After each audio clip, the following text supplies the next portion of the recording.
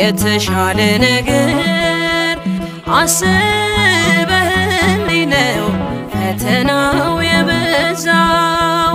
ነገ መልካሙን ቀን ያለው በዚህም አምናለው።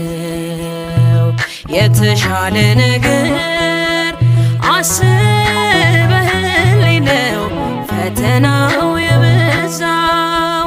ነገ መልካሙን ቀን ያለው በዚህም አምናለው።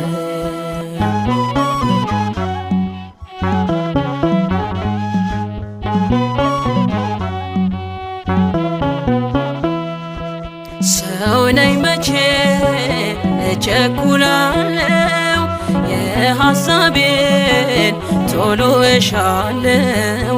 አንዳንዴማ በቃ ረስቶኛል እላለሁ